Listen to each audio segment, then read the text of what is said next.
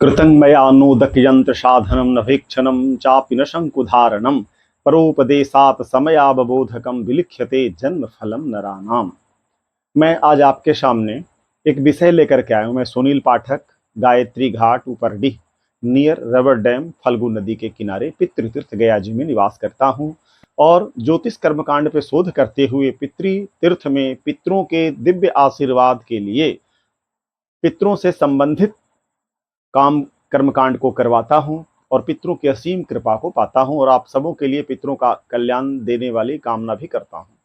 इसी के तहत मैं ज्योतिष के झरोखे नाम से वीडियो का सीरीज बनाता जा रहा था, जिसमें कभी ज्योतिष और कभी कर्मकांड इसको लेकर वीडियो बना रहा था। आज ज्योतिष से संबंधित कर्मकांड को छोड़ करके ज्योतिष से संबंधित वीडियो दे रहा हूं। पंचांग क्या है, आज पंचांग देखना मेरे साथ सीखिए। पंचांग आपने बिहार में देखा है, लंबा सा एक ऐसे जिसको हम लोग पतरा पंचांग बोलते हैं। बाहर में भी पूरे भारतवर्ष में जो पंचांग है अलग अलग स्वरूप में पाए जाते हैं। तो पंचांग क्या है, तो उसको संस्कृत में कहते हैं पंचानाम अंगानाम समाहार इति पंचांग। पंच और अंग ये दो शब्द अलग अलग निकलते हैं उससे, पंच और अंग। पंच का अर्थ हुआ पांच और अंग मतलब अंग, जिसमें पांच अंग पाए जाते हैं उसे पंचांग कहते हैं। तो पांच अंक को समझ जाएंगे तो पंचांग देखना है। वीडियो को बिल्कुल भी स्किप नहीं करना है और एकदम सावधानी से समझना है, आप पंचांग के अच्छे जानकार हो जाएंगे। तो पांच अंग से आप पंचांग देखना जान जाएंगे और ये हो गया पंचांग का मीडियम जानकारी। और बृहद जानकारी के लिए धीरे धीरे मैं इसमें ले चलूंगा। तो पंचांग का सबसे पहला अंग है तिथि। तिथि कहते हैं जैसे एकम, दूज, तीज, चौथ, पंचमी, षष्ठी, सप्तमी, अष्टमी, नवमी, दसवीं, एकादशी, द्वादशी, त्रयोदशी, चतुर्दशी और अमावस्या। ये 15 दिन अंधेरिया रात कृष्ण पक्ष की तिथियों का गणना हम लोग करते हैं।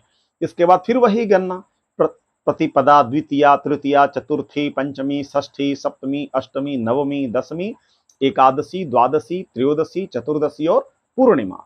इस तरह से 15-15 दिन का 2 पक्ष और प्रत्येक की तिथि। ये तिथि जो है वो दिन भर में कभी भी आ सकता है और कभी भी जा सकता है। यानी कोई तिथि 11 बजे दिन तक है तो उसे 11:01 से दूसरी तिथि शुरू हो जाएगी।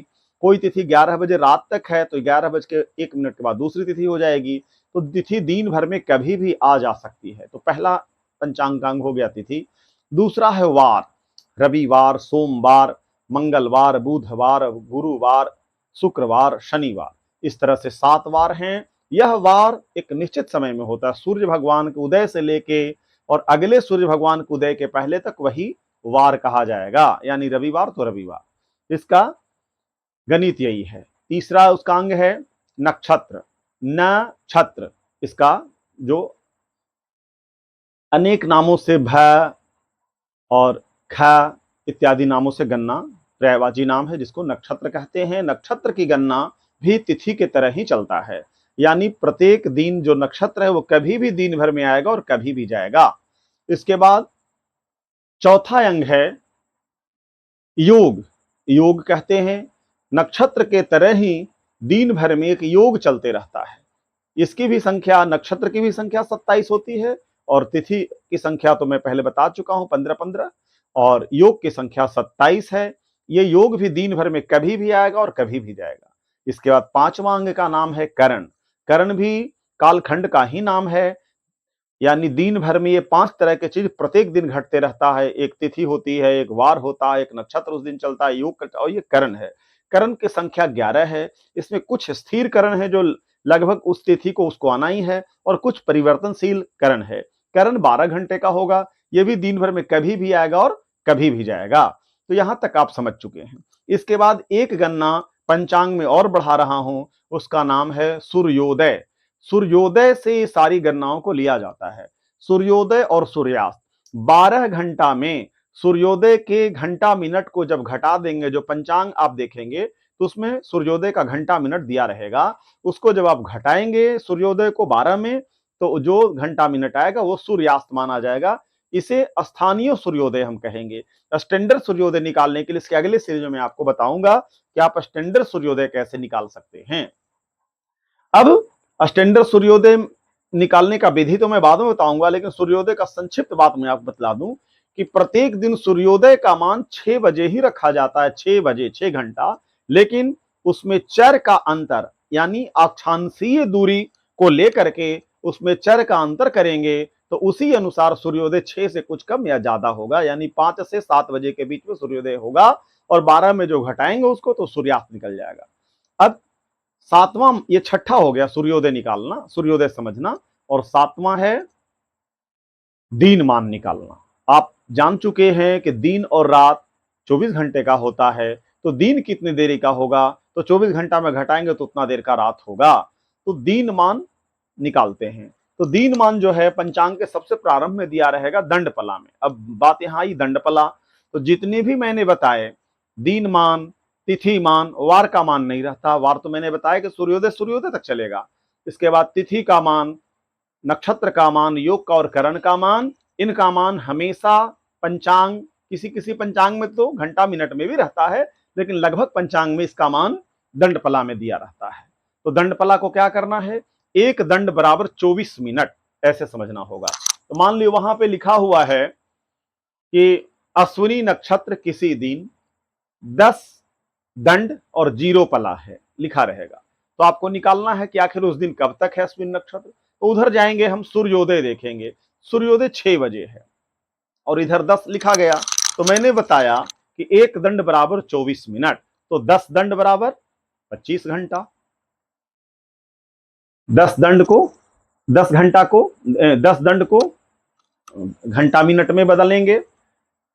घंटा मिनट में बदलने के 10 गुने 24 ऐसे करेंगे तो 240 ये आ जाएगा आपका घंटा मिनट। दंड पला को घंटा मिनट में बदल करके इसका मान हम जानने वाले हैं। तो जो मान मुझे दंड पला का प्राप्त होगा, 10 दंड बराबर 4 घंटा होगा। जो मैंने एक दंड बराबर 24 मिनट रखा उसके अनुसार 10 दंड बराबर 4 घंटा। तो 4 घंटा जो आया तो कह रहा है कि 4 घंटा तक नक्षत्र रहेगा। तो 4 घंटा कब से, तो सूर्योदय से लेके 4 घंटा। यानी सूर्योदय मैंने आपको बताया कि कल्पना कर रहा हूं कि 6 बजे यदि सूर्योदय है तो 4 घंटा सूर्योदय के बाद यानी 10 बजे दिन तक, 10 दंड यानी 10 बजे दिन तक वह नक्षत्र भोग करेगा। उसके बाद अश्विनी के बाद वाला भरणी नक्षत्र आ जाएगा। इसी तरह से आप योग और करण का मान निकालेंगे और दिन मान जो है वो भी दंडपला में रहेगा। दिन जैसे दिन और रात दोनों बराबर 24 घंटा, 24 घंटा को जब दंडपला में बदलेंगे तो 60 दंड आ जाएगा। 60 दंड 0 पला या 59 दंड 60 पला रखेंगे। तो 60 दंड में आप दिन मान के दंड पला को घटाएंगे तो रात्रि मान आ जाएगा, और दिन मान और रात्रि मान दोनों को मिलाएंगे तो आपको 60 दंड आ जाएगा। तो इस तरह से आज हम पंचांग को समझे कि पंचांग में 5 अंग और सूर्योदय और दिन मान, इतना लेके आप चलेंगे तो पंचांग अच्छा देख पाएंगे। और उसके बाद आप आगे कुंडली का गणित बनाने की विधि और उसको कैसे आप आत्मसात करके उसका फलित समझेंगे, इस विषय पर भी मैं आगे कुंडली का ज्ञान देने वाला हूं। इसी पंचांग को समझाने के लिए वीडियो मुझे बनाना पड़ा, क्योंकि मेरा विषय ही है ज्योतिष, और ज्योतिष से निकले हुए काम को उपाय में बदल के कर्मकांड कराएं। इसलिए ज्योतिष में कर्मकांड और ज्योतिष दोनों का मैं शोधन करते रहता हूं, रिसर्चर हूं। इसलिए इस विषय को मैं लगातार कर्मकांड दे रहा था, आज मैंने आपके सामने ज्योतिष का विषय रखा। इन्हीं शब्दों के साथ सम ओम। मेरे YouTube चैनल आचार्य सुनील पाठक ज्योतिष कर्मकांड रिसर्चर को लाइक सब्सक्राइब करके और प्रश्न के रूप में कमेंट करें, मेरे लिए विशेष होगा।